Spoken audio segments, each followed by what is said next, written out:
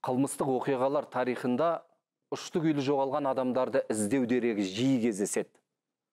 Ал кейде керісінше, адам сүйегі табылған соң, оның кім екенін анықтау жұмыстары алға шығады.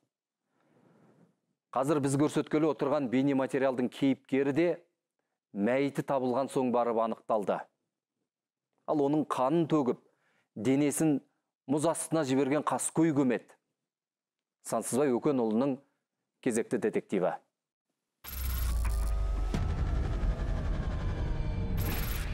жылдың қараша айы Ақтөбеге қар жауып үлгерген.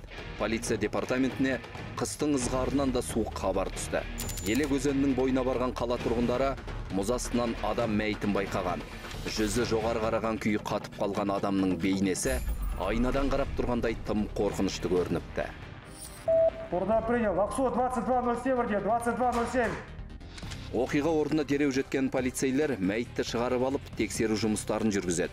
Марқұмның жүрек тұсынан алған пышақ жарақатынан көз жұмғаны белгілі болады. Қайтыс болған адамның мәйіті табылады. Яғни оның анкеталық деректерін анықтайды. Анкеталық деректерін анықтағаннан кейін үйіне барады, қалай болды, кіммен болды. Бұл осыдан бірнеше күн бұрын ғана жоғалып кеткен Андрей деген жас жігіт болып шықты. Оның туыстары мен таныс тамырларына сұрау салғаннан кейін, әрі мәйітті жіті тексерген соң, полицейлер марқұм қасақана өлтірілген деп тұжырым жасайды.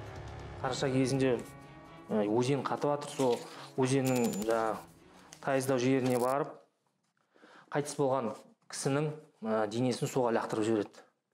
Яғни өзінің жасаған қылмыстық жасыру мақсатында мәйітті тыққысы келеді суға батырып. Қасақана кісі өлтіріп, оның мәйітінен құтылғысы келген кім? Бұл сауалға жауап іздеген полицейлер санаулы күн ішінде күдікті адамдарды анықтады. Ақтөбе қаласында жер үйде бәрі жиналып, достары бар, таныстары бар, жолдастары бар, бәрі сол үйде отырып, бір кеш ұйымдастырады, сол жерде отырады. Сол отырған кезде арақ ішеді, спирт ішімдіктерін ішеді, және одан басқа тағы есірткі заттарын пайдаланады. Сол күні, яғни 16 қараша күні бас қосып тойлағандардың бірі Павел деген мына жігіт екен. Оның айтуынша, бәленің бәрі кәуіп пісіріп ішімдік ішуден басталған. Пошли на рынок покупать мясо. Купили мясо для шашлыка. Пришли. Приехал Артем. Начали готовить шашлыки, отдыхали, выпивали. Тергеу деректеріне қарағанда саусылдаған 7-8 жігіт тек ішімдікпен шектелмеген. Марихуана шеккен. Сосын үйге кіріп ішімдікті қайта жалғастырады. Так вот я сидел вот здесь. Получается, в углу на диване. Потом сидел Паша. Здесь сидел на кресле Амади. И пацаны тоже Артем, Антон и Коля. Денистің бұл айтқан әңгімесін серігі Артем де қолдайды. Оның сөзінше ерегес аяқ асты болған. Ашуланып ауызғы бөлмеге шығып кеткен бір жігіт келе сала орындықта қаннен қаперсіз отырған екінші жігітке пышақ ұрып жібереді. Да, наверное, прошел, зашел и с таким злым лицом, получается, вот как сидел он вот так ножом. На манеке не покажется, куда вы будете? Где-то вот примерно вот так. В области груди. В область, да. Вот так быстро ткнул. Сонымен пышақ ұрған кім? Достарының бәрі бір ғана адамның атын атады. Амади Дәулет Мырзаев 1988 жылы Ақтөбе облысында туған. 3 сыныптық қана білімі бар. Азаматтық некеде жиһаз құрастыру серіктестігінің жұмыс істеген. Бұрын сотталмаған. Дәулет Мырзаев айыбын бірден мойнына алды. Өйткені біріншіден серіктері оқиғаның қалай болғанын бүге-шүгесіне дейін айтып берсе, екіншіден сол түні қылмыскердің мәйітті алып кету үшін такси шақыртқан анықталды. Амади начал говорить: давай отвезем на дачу. Муж сестры пьяный. Демек, той-тойлаған топтың өзге мүшесі де кісі өлтіруге қатыспаса да, заң алдында жауапты. Өйткені олар қылмыс болғанын көре тұра полицияға хабар бермеген. Тіпті такси келгенде мәйітті мас адам құсатып көлікке отырғызуға атсалысқан. Яғни қылмысты жасыруға тырысқан. Мұны тергеп тексеру кезінде топ мүшелері түгел мойындады. Марқұмды қалай көтеріп шығып, таксиге қалай отырғызғандарын жіпке тізгендей айтып та берді. Бірақ олардың мұндай әрекетке баруына, яғни қылмысты жасыруға күш салуына не себеп? тергеуші мұны қылмыскердің топбасшылық қабілетімен түсіндірді. Ол білімі болмаса да өзінің қарамағында адамдарды өзінің несіне қаратып, көшбасшылық жасап, сондай әрекеттер жасаған адам. Таксист мәйіт құшақтаған жолаушыларды мына тұсқа дейін әкелген екен. Одан кейін қалған жігіттердің не жаяу, не көлікпен кеткені белгісіз. Мәйітті көліктен Амади мен Павел ғана түсіріп алған. Бұдан кейінгі әрекетті Дәулет Мырзаевтың өзі атқарғанға ұқсайды. Ол күре жолдан әрбер өткен көліктердің жарығына ілікпес үшін бір отырып, бір тұрып, мәйітті сүйрей берген. Ең бастысы, ол осы жерде өтірік айтты. Марқұмның өліп қалғанын осы кезде ғана сездім, деді шімірікпей. Ну, не так, я его не держал, он не лежал, короче. Лежал, да? Да, я его не держал. А вы где сидели? Ну, вот так вот я сидел. Вот в этой области думал, если машина будет ехать, что подумали, что просто пацаны сидят, общаются, короче. Я сидел вот так, там, плакал, короче, я был в шоке, короче, просто. А я смотрю, он уже замерзать начал. Умер. Осы бетімен ол итшілеп жүріп, мәйітті жолдың арғы бетіне өткізіпті.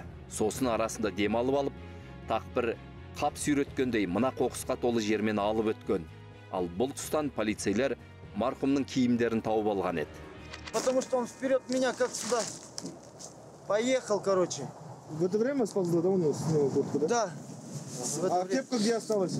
А кепка я не знаю, короче, я ее не видел потом после этого даже. Я вот нашел куртку и ботинок здесь, и все. Қылмыскер мәйіт бірде тоң боп қалды, енді бірде тоң болмады дегенді жиі айтты. Мәселен, өзен жағасына әкелген мына тұста мәйітті жатқызсам, қолы қоқайып, жоғары қарап тұр екен дейді. А, руки у него замерзшие уже были, да? Да. Он замерз буквально там за 20 минут. И вот, я его взял за руки. Ал мұз үстіне шығарғанда, өз басының сақтығы үшін мәйітті аяғынан ұстап суға қарай итерген екен.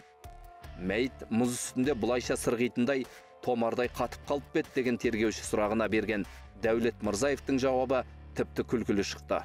Он в таком же замерзшем состоянии был, да, чтобы он воду быстро...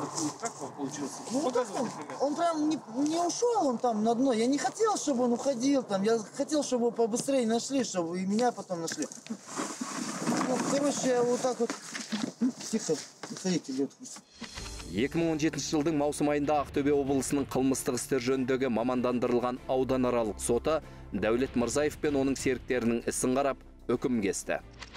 Бұл оқиға бойынша Дәулет Мырзаев Қазақстан Республикасы қылмыстық кодексінің 99 бабының 1 бөлігі бойынша, яғни қасақана адам өлтірді деген айыппен сотталды. Қанды оқиғаның басты кейіпкері ұзақ жылға сотталып, жазасын қылмыстық атқару жүйесінің қауіпсіздігі аса жоғары мекемесінде өтеуге міндеттелді. Ал оның 4-бірдей серігіне де тиісті жаза белгіленді. Оқиғаның өзге қатысушылары қылмыстық кодекстің 432 және 434 баптары бойынша айыпты танылды.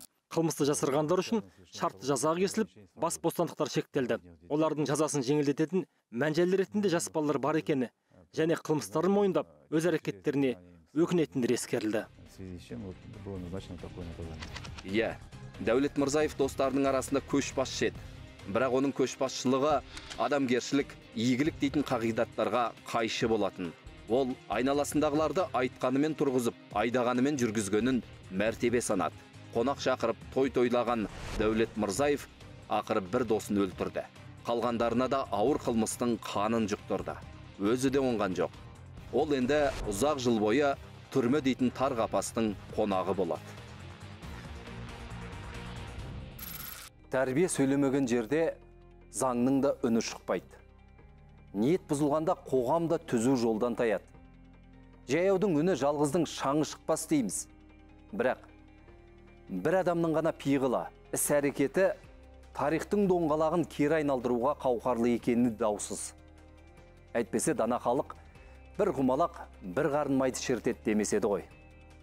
Бір сәтке өзген аңдығанды қоя тұрып, өзімізге өңіліп, ниетіміздің түзу қисығын өлшеп көрсек қайтеді.